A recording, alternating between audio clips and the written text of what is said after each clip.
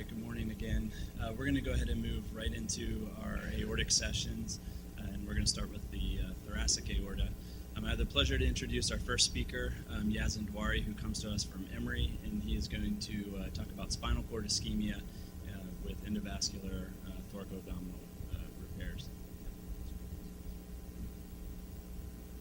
Thank you very much for the invitation.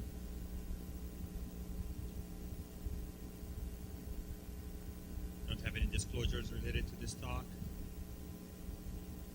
As a background, we know that spinal cord ischemia is a bad complication after complex aortic interventions, whether open or endovascular. It's a well-documented event after open thoracic and thoracoabdominal surgery, and we have come to learn about it well over the last 3 decades about prevention strategies that have been effective in decreasing the likelihood of that. Most theories suggest that the incidence of spinal cord ischemia after endovascular repair of thoracoabdominal aortic aneurysms via branched or fenestrated endografts is largely similar to that of open repair. Although we have decreased in mortality as well as other major complications, I don't think we have achieved significant improvement in spinal cord ischemia injury. Like many other things, and probably like many of the folks in the audience, I've come to learn about spinal cord ischemia the hard way by having some painful complications in some of the patients that we've dealt with over the last few years at Emory. I'll start by presenting a few cases here, and largely to share the pain and also to kind of see what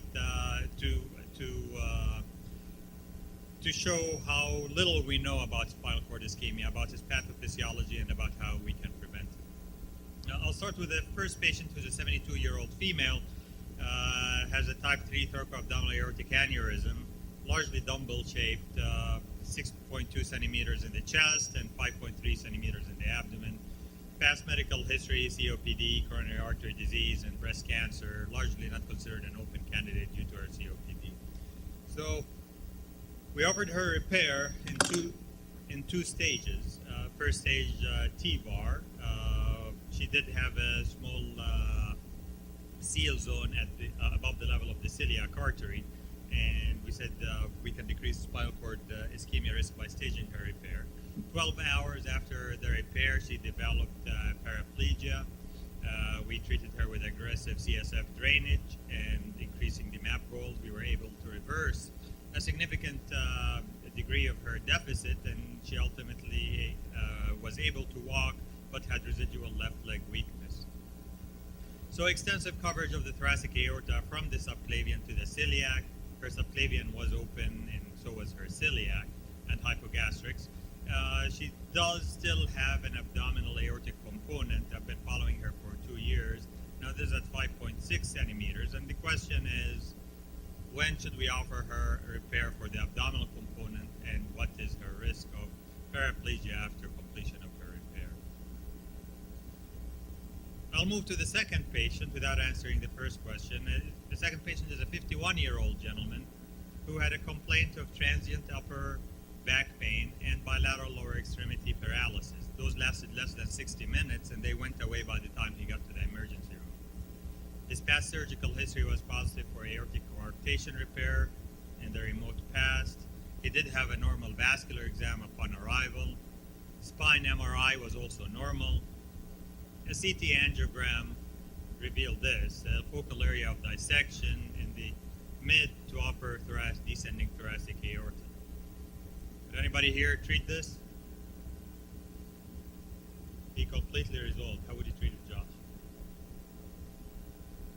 With an endograft. Well, we thought about this for a long period of time. He did not have any residual symptoms. He had normal vascular exam.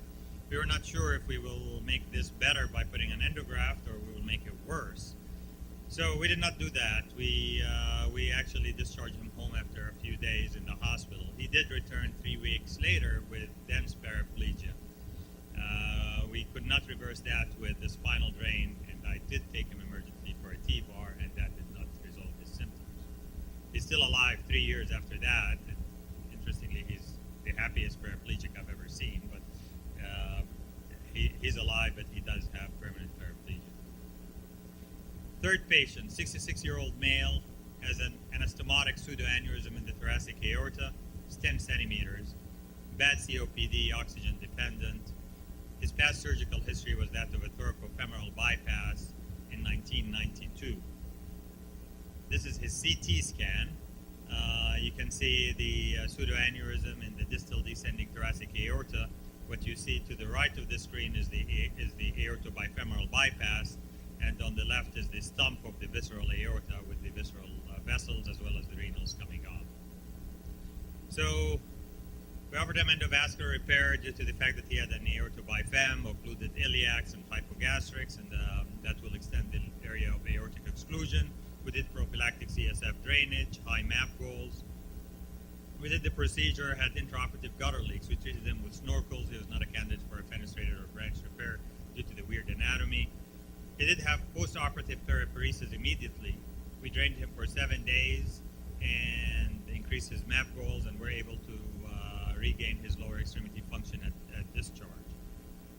This is his CT angiogram 3 weeks later. He does have a persistent gutter leak.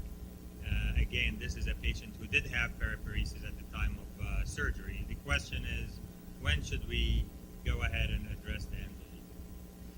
So I'll go ahead and start with the presentation, and hopefully we'll be able to find some answers for those questions that I just presented. The incidence of spinal cord injury or ischemia after endovascular thoracoabdominal repair has been described in the literature to be somewhere between 8 to 15%. And those are examples of the series that have been published, largely single center experiences. Some centers have been able to show improvement by employment of bundled protocols for prevention of spinal cord ischemia, such as that center, such as the Lille, France experience. They were able to decrease the incidence of spinal cord ischemia from 14% down to less than 2%. The University of Florida group had a good result, also decreasing from 13% to less than 5%. I'll point out that most of the SCI incidence in the literature has been temporary or reversible by employment of aggressive spinal cord drainage and increasing MAP goals. Almost a third of those SCI patients persist to have permanent spinal cord injury.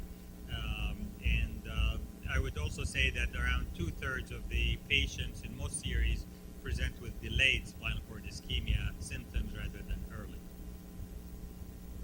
Spinal cord ischemia manifests itself as a spectrum. It can.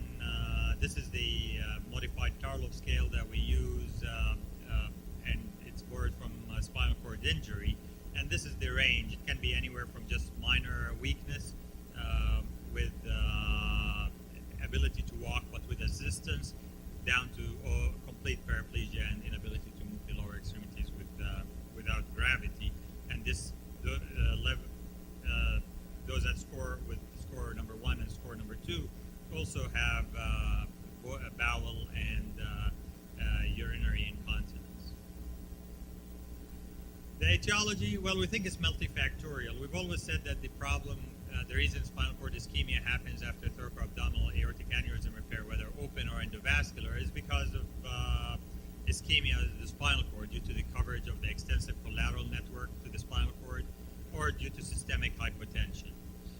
But we've also now come to realize that arterial embolization is a cause of spinal cord ischemia. There's a paper from Japan that has illustrated this nicely by doing MRIs as well as looking at histopathologic specimens of those patients that expire after having spinal cord ischemia. They show here that patients who were imaged after developing these symptoms after open repair largely had MRI findings consistent with diffuse spinal cord infarction, while those who developed those symptoms after endovascular repair have signs of sporadic infarction consistent with thromboembolism to the spinal cord. The atheroemboli were also identified in histopathologic specimens in those patients that expire after endovascular repair. So in general, most series point to the following risk factors of spinal cord ischemia after thoracoabdominal aortic aneurysm occur in the endovascular population. The percentage of the aortic coverage has been a consistent finding and a consistent risk factor in most case series. Other case series have pointed to cardiovascular instability and hypotension, loss of the subclavian or hypogastric arteries via intentional occlusion or preoperative occlusion. Increasing age is a risk factor for spinal cord ischemia, COPD, as well as elevated creatinine. This is how we calculate the length or percentage of aortic coverage. We measure the distance either from the left subclavian artery to the bifurcation or from the sinotubular junction in the ascending aorta to the bifurcation, and then we measure the distance of endograft coverage and we obtain a percentage. And this shows an exponential increase in the incidence of spinal cord injury, spinal cord ischemia in patients who have increasing coverage of the thoracoabdominal aorta. We'll talk about prevention for a little bit, and most of what we know about prevention has come again from the open thoracoabdominal repairs. This is from Dr. Safi, who has really presented significant decrease in the evolution of the risk of spinal cord deficits after open thoracoabdominal repairs. Those are the strategies and the adjuncts that they have used and have therefore been successful in reducing this incidence. CSF drainage, distal aortic perfusion, sequential cross-clamping to decrease the ischemia to the spinal cord, visceral and renal perfusion with cold blood, keeping intercostal arteries patent, and somatosensory or motor evoked potential. Of course, out of all these, the only thing that's applicable to endovascular therapy is CSF drainage. Now, this has also been studied in at least three randomized controlled trials in the literature, looking at the effect of CSF drainage by itself on the incidence of spinal cord ischemia. And this is from Dr. Caselli and his group, showing a positive effect of of CSF drainage on decreasing the incidence of spinal cord ischemia. This is what we do for spinal cord drainage. When we use it prophylactically, we put a lumbar drain at the L3, L4 level.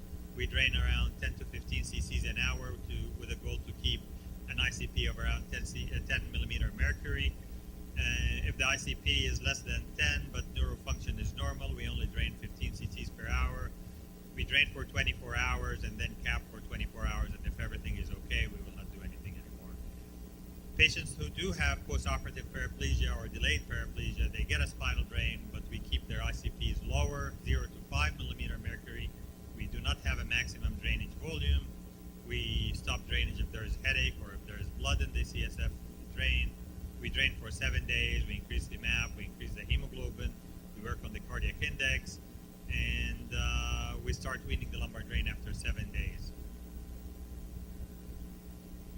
So whether we should use routine or selective CSF drainage, well, we know from clinical experience and several publications that CSF drainage is good in patients who develop postoperative spinal cord ischemia. Other case series have shown that bundled protocols that include CSF drainage have been effective in reducing SCR or spinal cord ischemia in patients with PVARs and branched EVARs. However, when you look at reports of univariate of assessing CSF drainage as a single entity, this has not shown a benefit as a prophylactic measure in isolation. So it's only been shown as good as a prophylactic measure if used with bundled protocols that I will mention in a little bit. The reason why we shouldn't do them in all patients is because CSF drains have complications. This is what you don't want to see: blood in the CSF drain. This usually represents neuraxial hematomas, subdural intracranial bleeds. Other reasons why CSF drains are bad is that sometimes they can cause persistent headaches. Those are sometimes secondaries to subdural hematomas. And they can also delay antiplatelet therapy after placement of visceral stents in fenestrated and branched deforms. In addition to CSF drainage, it's important to maintain collateral pathways for the spinal cord to decrease the likelihood of spinal cord ischemia. This is the Cleveland Clinic experience in which they've shown that occlusion of even one single collateral bed, such as the subclavian or the hypogastric artery, can increase the risk of SCI, and it also can decrease the likelihood of recovery after SCI. They recommended in this paper to revascularize the subclavian, revascularize the hypogastric, whether by open surgery or branch devices, and limit the degree of aortic coverage. Blood pressure should be carefully managed postoperatively. We discontinue calcium channel blockers and ACE inhibitors for at least 5 days, preoperatively, and at least 1 month postoperatively. We try to keep the MAP goals in the initial period above 90 millimeter of mercury. We target a hemoglobin of above 10 in patients who are asymptomatic and above 12 in patients who are symptomatic, and we avoid hypotension. Another strategy is to maintain thoracoabdominal aneurysm sac perfusion for a period of time after deployment of the endovascular device. And this is performed by leaving either the celiac artery fenestration or branch open, or one of the renals open. And this is what it looks like. Of course, you still have filling of the sac at completion of the endograft. This is intentional. And this group has shown that there is significant decrease in the incidence of spinal cord ischemia if you follow this strategy. Now the question is, when should you address the persistent endoleak, and when should you proceed with bridge stenting of that last period? Of course, this carries a risk of aneurysm rupture by inducing that endoleak and not treating it for a period of time. We therefore suggest to go ahead and do that completion within 4 weeks. Now, branch completion should preferentially be done under local anesthesia to allow us to say if there is any effect on the spinal cord by eliminating that endoleak. And what we don't know if that temporary sac perfusion will result in increasing or expanding the spinal cord collateral network. Another strategy is to restore early pelvic and lower limb perfusion. This is from the group in Lille, France. They used this along with in a bundle protocol where they would deploy the thoracoabdominal device through the iliac arteries and then withdraw it into a conduit to restore flow to the legs and the pelvis while the branches are being selected. This, in addition to, of course, blood transfusion, MAP goals, and the CSF drainage, has been shown as a protocol to decrease the likelihood of spinal cord injury from 25% to 2.1% in this series. This is the Mayo Clinic experience. They talk about neuromonitoring as a method to try to decrease the incidence of spinal cord ischemia. This is the advantage of, again, this was employed as part of a bundled protocol, so it's hard to assess the effect of each of these strategies in isolation. Neuromonitoring involved motor evoked potentials and somatosensory evoked potentials. And we use this in open surgery. We haven't used it in endovascular surgery yet at Emory. The advantage of this, and they illustrate it nicely in this diagram, is by looking for at least 75% decrease in amplitude. And if you have that, then this is a positive study. And if you find this intraoperatively, you should proceed to aggressive CSF drainage and decreasing your MAP goals.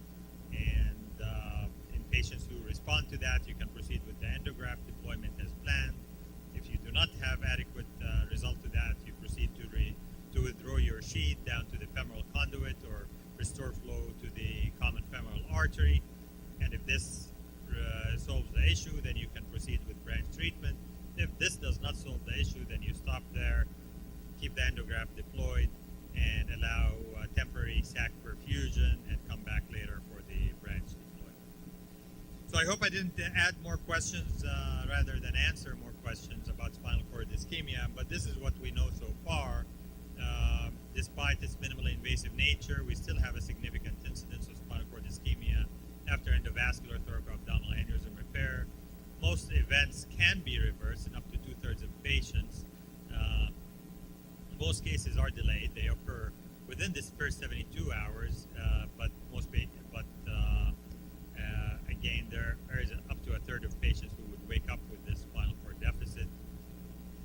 delayed spinal cord deficits challenge our knowledge of the adjuncts like motor and somatosensory evoked potentials and their value